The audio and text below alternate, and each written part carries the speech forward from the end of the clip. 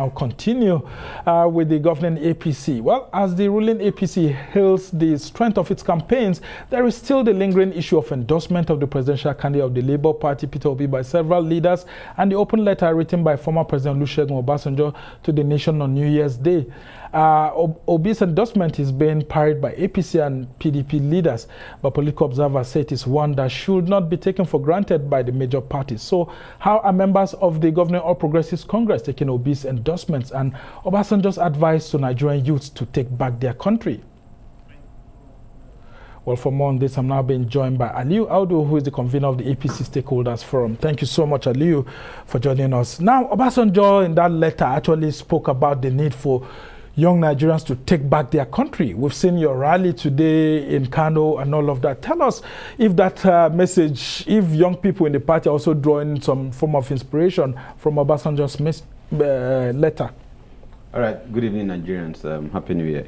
It's, I mean, I don't really even need to explain too much on it, because you yourself, you know, we young people in the APC have taken that responsibility upon ourselves to ensure we, you know, contribute to building the Nigeria of our dreams.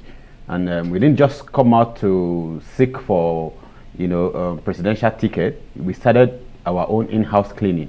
You know, you are aware when we took our leaders within the party, we took them up on their responsibilities and the rules of engagement within the party to ensure that they run by the rules we set, so that we can, you know, stand firm to lead the affairs of the country. I mean, I think it's coming a little too late and ineffective, if I'm being honest. And it's nothing new. We've had similar endorsement in the past that translated into nothing. I mean, you know what they say, when you're very powerful politically, it's a game of numbers. You show it through your numbers. If you remember clearly, despite having said a whole lot about his ex-wife vice president, and I mean, he turned around and endorsed him in 2019.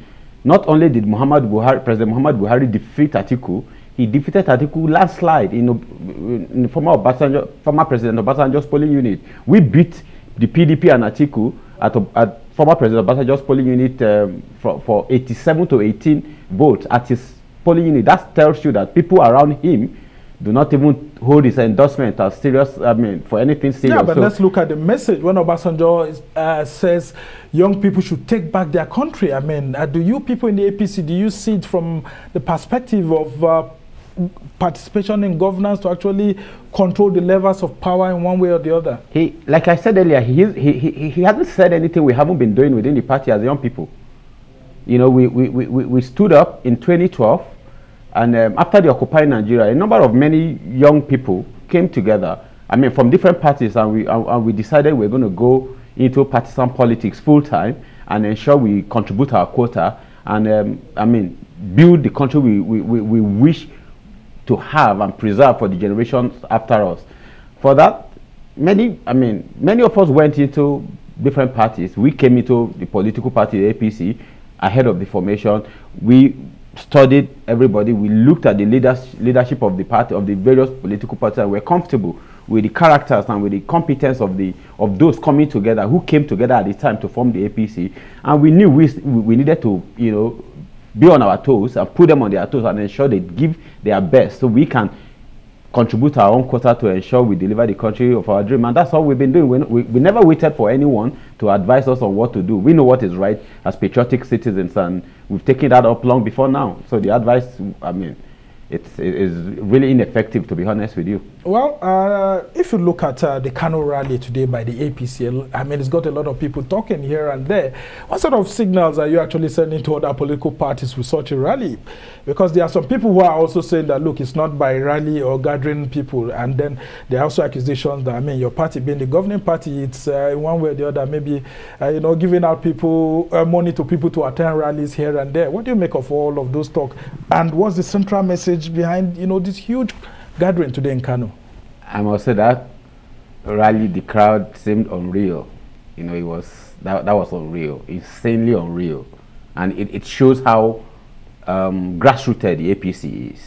It shows how in control of our state we are. It shows how, you know, we are actually the, I mean, if I agree it's not by rally. I mean, this is just to say, whatever standard, whatever metrics you want to use to measure this forthcoming election, it's ours to lose. It's ours. I mean, we have it, and we are not relenting. We are not resting on our hours. Our presidential candidate has worked much more than the whole of the other candidates put together since the last 2 years. He worked this hard before the primary election, you are aware. He traveled the length and breadth of this country to meet stakeholders and meet and convince party leaders as to why he is the best presidential candidate that the party can go for. Kanu today is a confirmation of that he has said. He came back from Umrah on Monday night, and he was already in Kanu. He has been in Kanu since then till now. Yeah. I mean, if you listen to what people see on social media, they'll tell you that Tinubu is not so popular with young people and all of that. You read all sorts of things on social media about the presidential candidate of the APC. I mean, even political watchers will be afraid for your party's candidate at some point in time. But when you see rallies like this, how do you fuse both worlds together? I happen to be a technology manager and someone who is very, I mean, we are the older generation, older millennials, you know, so we grew into technology. And I mean, all of the young people who are coming today are learning from, you know, us. We have the advantage of having played with football on the road, rolling tires on the road, play with our mates across the street, and still embrace technology when it came out. So we understand the very need to marry reality on ground with whatever you see virtually.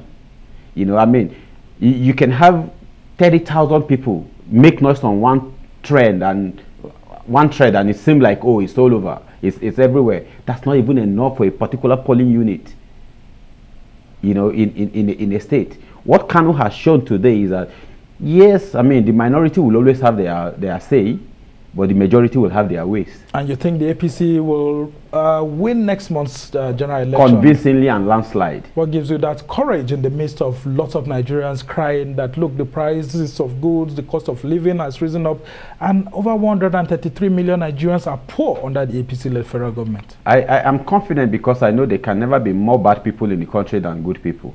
The country is hard, yes, like the other countries. Europe, America, Asia. Everybody is suffering from the global pandemic and the Russian war and all of the other global economic effects that we've gone through in the last 7 years. Everybody is suffering. Even the very well-run countries over the centuries, you know, the America, the UK, the France, they've all gone through, you know, serious economic challenges in the last 4 years. So it means it's not peculiar to Nigeria. However, the grace we've had is that we've had managers of the economy in the last 7 years who are very frugal, who are very prudent, who are very patriotic in their approach of how they've governed. I am not saying that a lot could not have been done better, you know, but I am simply saying that this is the best 7.5 years we have had in our national management, especially since returning to democracy. And the figures are there. Nigerians are very enlightened. Well, when you say the figures, you see that somehow the performance of the economy has been depreciated. Let me even take considering the years under the last government and then the one before that. It is very easy to throw around figures, you know, but I am very scientific. And I'll tell you this, 133 million of 218 million will be about 62%. 10 years, I mean, let's use 10 years analysis. 10 years ago, we had the best years of our national life just prior to that in terms of national earnings.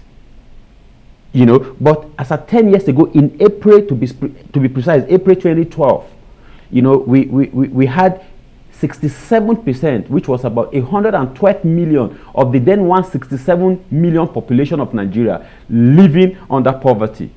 And that was 67%. 133 today compared to 214, 215 million population. It's just 62%. So while there's a very serious increase in our population, we can see that the population being under poverty, there's a decrease in that.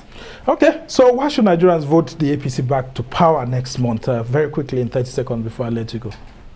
Because we have the candidate with the best track record. I mean, it is very easy for everybody to come up and promise what they can do or what they want to do.